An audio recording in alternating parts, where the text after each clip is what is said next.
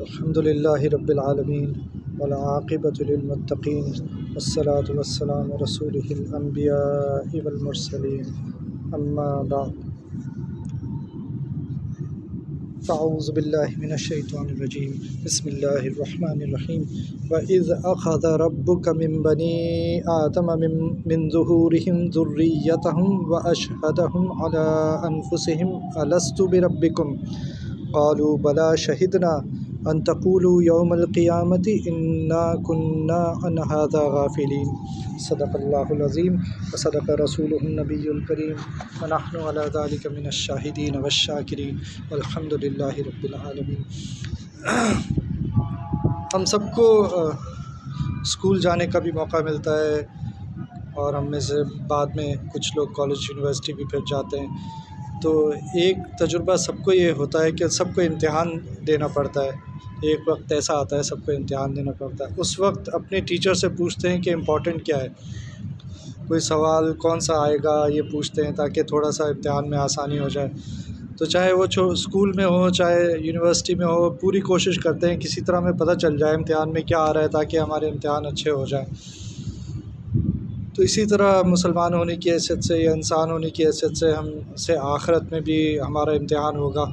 تو اللہ سبحانہ وتعالیٰ اتنے رحمان ہیں کہ انہوں نے سوالات بتا دیے، صرف یہ نہیں کیا کہ ہمیں اشارہ دیا ہو کہ کیا چیز اہم ہے، جیسے ٹیچر اشارہ دیتا ہے کہ فلاں چیپٹر پڑھ لینا یا فلاں مضمون دیکھ لینا، اس میں سے سوال آ سکتا ہے، لیکن وہ سوال کبھی نہیں بتاتا ٹیچر کہ سوال کون سا آئے گا۔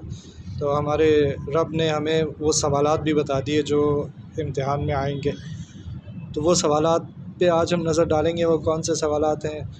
لیکن اس سے پہلے یہ جو آیت میں نے تلاوت کی، اس آیت میں بھی ایک سوال ہے جس کا ہم جواب دے چکے ہیں۔ تو ایک سوال کا جواب تو ہم دے چکے ہیں، اور 9 سوال ایسے ہیں جن کا بھی جواب دینا باقی ہے۔ تو وہ سوال جس کا جواب دے چکے ہیں وہ کیا تھا؟ تو یہ اس آیت کا ترجمہ یہ ہے کہ اور جب تمہارے پروردگار نے بنی آدم سے یعنی ان کی پیٹھوں سے ان کی اولاد نکالی تو ان سے خود ان کے مقابلے میں اقرار کرا لیا، یعنی ان سے پوچھا کہ کیا میں تمہارا پروردگار نہیں ہوں؟ وہ کہنے لگے کیوں نہیں، ہم گواہ ہیں۔ یہ اقرار اس لیے کرایا تھا کہ قیامت کے دن کہنے لگو کہ ہم کو تو اس کی خبر ہی نہ تھی۔ یعنی اللہ تعالیٰ نے ہمیں پیدا کرنے سے پہلے تمام روحوں کو پیدا کیا تھا، تمام انسانوں کی روحوں کو پیدا کر کے، اور پھر ان سے پوچھا تھا الست بربکم، کیا میں تمہارا رب نہیں ہوں؟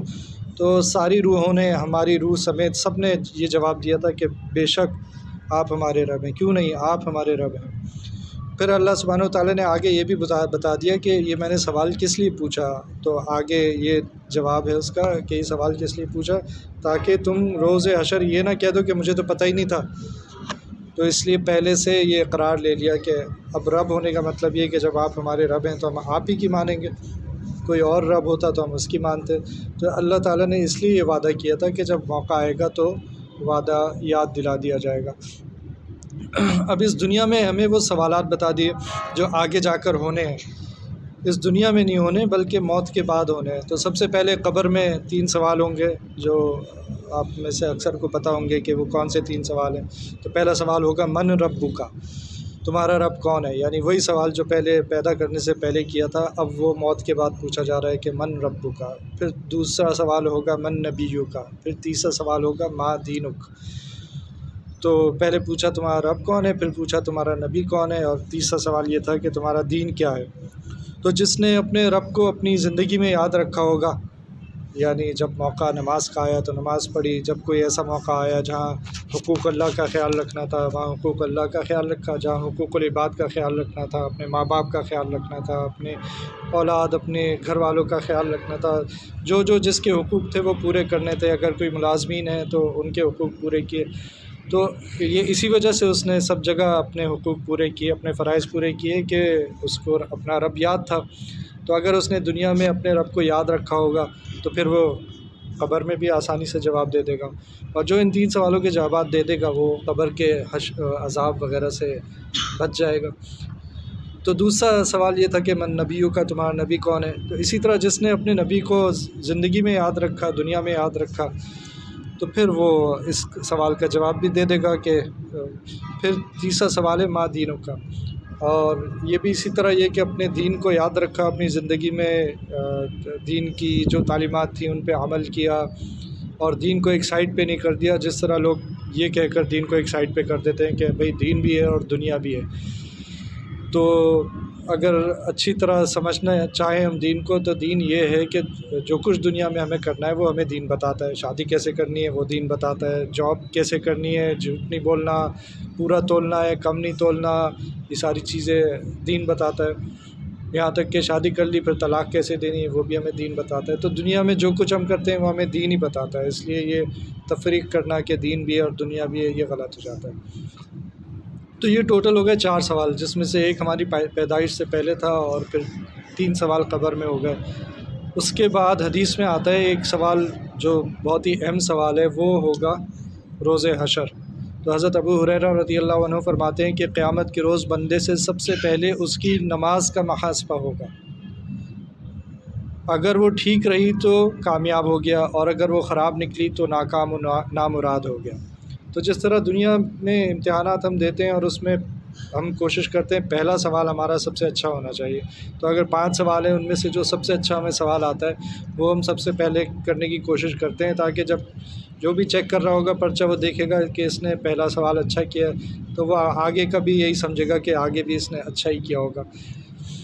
تو نماز کے بارے میں بھی یہی ہے کہ کیونکہ نماز سب سے اہم چیز ہے تو سب سے پہلے اس کے بارے میں سوال ہوگا۔ اب اگر ہم نے اپنی نمازیں پوری کی ہوں گی، سب سے پہلے تو پوری ہونی چاہیے، تو پھر ہمارے بچنے کا کچھ چانس بنتا ہے، اور اگر پوری کی اور اس میں کوتاہیاں کی، نماز کو اس کی شرائط کو مد نظر رکھتے ہوئے نہیں پڑھا، یا نماز میں کچھ کوتاہی کی، وضو میں کوتاہی کی، تو پاکی میں کوتاہی کی، طہارت میں کوتاہی کی، تو پھر وہ وہاں بھی معاملہ خراب ہو جائے گا۔ اس لیے ہمیں اس بات کا بہت خیال کرنا چاہیے کہ جو سب سے پہلے سوال ہونا ہے وہ نماز کا ہونا ہے، تو نماز کی بہت حفاظت کی جائے، کوئی نماز ہماری چھوٹ نہ جائے، تمام نمازوں کا خیال رکھیں، اور نماز میں جو کمی کوتاہی ہو جاتی ہے وہ پھر سنتوں سے اور نوافل سے پوری ہو جاتی ہے، اس لیے سنتوں کا اور خاص طور پر سنت مؤکدہ کا بہت زیادہ خیال رکھنا چاہیے۔ تو یہ ہو گئے 5 سوال۔ اس کے بعد پھر حدیث میں آتا ہے کہ ہر انسان سے 5 سوال ایسے ہوں گے کہ جب تک ان کا جواب نہیں دے دے گا وہ اپنی جگہ سے ہٹ نہیں سکے گا، ہل نہیں سکے گا۔ تو اب یہ 5 سوال کون سے؟ پہلا سوال ان میں سے یہ ہوگا کہ عمر کیسے گزاری۔ تو اب اپنی عمر کا ہم اب خود ہی جائزہ لے لیں کہ ہم نے اپنی عمر کیسے گزاری ہے، کیا ہم نے اپنی عمر کھانے پینے اور عیاشیاں کرنے اور مستیاں کرنے، کھیل کود میں گزاری ہے، یا ہمیں اس بات کا خیال تھا کہ جب نماز کا ٹائم آ گیا تو نماز کی اہمیت سامنے آ گئی اور فوراً نماز کے لیے چلے گئے، جب کوئی ایسی بات سامنے آ گئی جہاں جھوٹ بولنے کا موقع آ رہا ہے، ورنہ جھوٹ نہیں بولا تو نقصان ہو جائے گا، تو اپنا نقصان کر لیا لیکن سچ بولا۔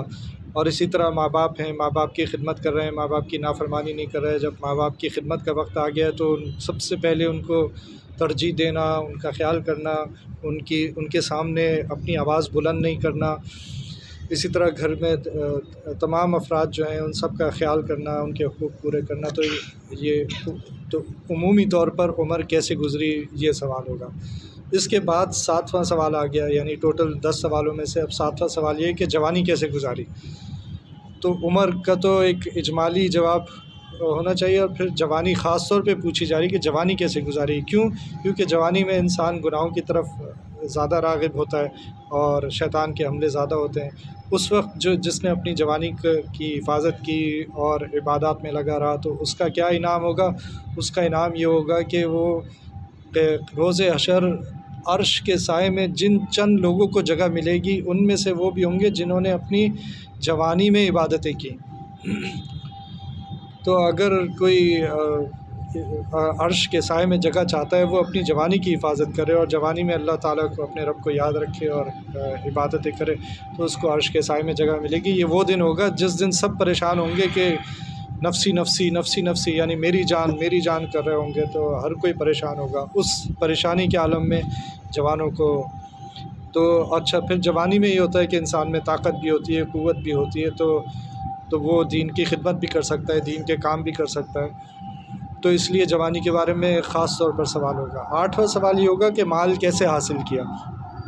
تو مرد کی تو زیادہ زندگی گزرتی ہے اسی میں کہ وہ نوکری کرتا ہے یا کہیں کاروبار کرتا ہے، مال حاصل کرتا ہے۔ تو یہ سوال ویسے تو آسان سا لگتا ہے، لیکن یہ سوال بھی بڑا مشکل ہے اس لحاظ سے کہ وہ لوگ جو خاص طور پر رزق حلال کے لیے محنت کرتے ہیں، ان سے بھی ایسی کوتاہیاں ہو جاتی ہیں جن کی وجہ سے مال حرام ہو جاتا ہے یا مال میں حرام شامل ہو جاتا ہے۔ تو اب وہ تو یہ سمجھ رہا ہے کہ وہ رزق حلال صبح سے رات تک رزق حلال کے لیے کوشش کر رہا ہے، لیکن اسے پتہ ہی نہیں کہ مجھ سے کیا کوتاہی ہو رہی ہے، اور یہ کوئی ایسی بات بھی نہیں ہے جس کو ایکسیپٹ کر لیا جائے گا کہ بھائی مجھے تو پتہ ہی نہیں تھا، کیونکہ دین کا علم حاصل کرنا ہر مرد کے لیے اور عورت کے لیے ضروری ہے۔ تو وہ کوتاہیاں کیا ہو جاتی ہیں؟ تو میں نے سمجھا کہ میری کمپنی تو بہت امیر ہے، تو اگر میں ایک فوٹو کاپی کروا لوں گا یا ایک ذاتی کال کر لوں گا یا ایک پین گھر لے جاؤں گا یا اسٹیشنری گھر لے جاؤں گا تو اس سے کیا فرق پڑے گا؟ اس سے فرق یہ پڑے گا کہ اگر ایک لقمہ بھی حرام کا پیٹ میں چلا جائے تو پھر آپ کی عبادات قبول نہیں ہوتی، ایک لقمہ بھی حرام کا پیٹ میں چلا جائے۔ تو ہم وہ اس بات کو بہت ہلکا لیتے ہیں، ہم سمجھتے ہیں کہ اس کو کیا فرق پڑے گا، لیکن یہ کہ اللہ تعالیٰ نے ایک مسلمان کا مال دوسرے مسلمان پر حرام کر دیا قرآن شریف میں، اس لیے مال کیسے حاصل کیا یہ سوال بہت اہم ہے اور یہ پوچھا جائے گا۔ اس میں اگر کہیں ہم سے کوتاہی ہو گئی ہوگی تو پھر اس کا جواب مشکل ہو جائے گا۔ پھر 9واں سوال یہ ہے کہ مال کیسے خرچ کیا۔ پہلے تو حاصل کیسے کیا یہ جواب دے دیا، پھر مال خرچ کیسے کیا۔ تو اب خرچ کیسے کیا، ایک تو وہ جائز اور ایسے خرچ ہیں جن پہ اللہ سبحانہ و تعالیٰ ہمیں انعام دیں گے، جزا دیں گے، یعنی اپنی فیملی پہ خرچ کرنا، ان کی ضرورتیں پوری کرنا، اپنی ضرورتیں پوری کرنا، تاکہ میں دین کی جو یا عبادات کا جو حق ہے وہ ادا کر سکوں۔ اور لیکن یہ کہ اگر اس میں کہیں اسراف آ گیا یعنی فضول خرچی آ گئی تو پھر اللہ تعالیٰ پوچھیں گے، اور اسی طرح تبذیر ہے اس کو بھی اللہ تعالیٰ پوچھیں گے۔ تو اسراف اور تبذیر میں فرق یہ ہوتا ہے کہ اسراف حلال جگہوں پر ضرورت سے زیادہ خرچ کرنے کو اسراف کہتے ہیں، یعنی کپڑے آپ کی جائز ضرورت ہے لیکن اگر آپ نے بہت زیادہ کپڑے ضرورت سے زیادہ جمع کرنے شروع کر دیے تو وہ اسراف میں آ جائے گا۔ اسی طرح تبذیر یہ ہے کہ حرام جگہ خرچ کرنا، تو اسراف حلال جگہ ضرورت سے زیادہ، اور تو ان باتوں کا خیال بہت رکھنا ضروری ہے کہ مال کہاں پہ خرچ کرنا ہو۔ اسی طرح یہ کہ کسی کو ضرورت تھی، اس نے مجھ سے مال مانگا، قرض مانگا، یا مجھے نظر آیا کوئی بہت ہی بھوکا تھا، یا میرے علم میں ہے کہ اس وقت ملک کے حالات بہت خراب ہیں اور لوگ، ہم اپنے یہاں نیچے کی مثال لے لیں کہ یہ جو چوکیدار ہیں کیا ان کے پاس گرم کپڑے ہیں پہننے کے لیے، کیا ان کے پاس لحاف ہے؟ ان چیزوں کا ہمیں خود خیال ہونا چاہیے، نہ کہ ہمیں کوئی آ کر بتائے۔ تو جہاں بھی ہمیں غریب کوئی نظر آئے یا ہمیں ایکچولی تو ڈھونڈنے کی کوشش کرنی چاہیے کہ کوئی غریب تو نہیں ہے ان حالات میں جس کو مدد کی ضرورت ہو، تو ہم تو اپنے نرم بستروں میں اور گرم لحافوں میں سو جاتے ہیں، لیکن کتنے لوگ ہیں جن کے ساتھ کیسی کیسی مشکلات ہیں۔ تو اللہ تعالیٰ اس بارے میں بھی پوچھیں گے، مال میں نے تمہیں دیا تھا، اس کو تم نے کیسے خرچ کیا۔ اور 10واں سوال جو ہے وہ یہ کہ اپنے علم پر کیسا عمل کیا۔ تو اب علم تو حاصل تھا، عمل کیسا کیا۔ نماز پڑھنی آتی تھی، نماز پڑھتے تھے یا نہیں؟ روزے رکھے تھے، روزے رکھنے میں کیا کیا چیزیں منع کی گئی تھیں؟ کیا صرف کھانا پینا منع کیا گیا تھا یا اور بھی چیزیں تھیں جو منع کی گئی تھیں؟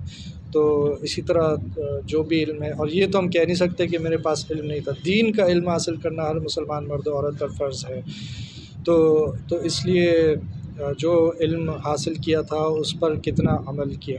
یہ جو دین و دنیا کی تفریق کر کے اپنے آپ کو بچا لیتے ہیں نا، یہ اپنے آپ کو دھوکہ دینے والی بات ہوتی ہے کہ بھئی دین بھی اور دنیا بھی، اور آج کل کے حالات میں تو یہ تو سب کرنا پڑتا ہے۔ تو اس کی مثال ایسے ہے، دین اور دنیا کی مثال ایسے ہے کہ دین تو اصل میں جگہ کا نام ہے، یہ دنیا ایک جگہ ہے، تو دنیا تو ایک جگہ کا نام ہے، دین ایک نظام کا نام ہے۔ تو دنیا کا جو اگر ہم موازنہ کر سکتے ہیں تو آخرت سے کر سکتے ہیں، دین سے نہیں کر سکتے۔ دین تو اللہ تعالیٰ نے ہمیں دیا ہے اس دنیا میں، ہم اس پر عمل کریں۔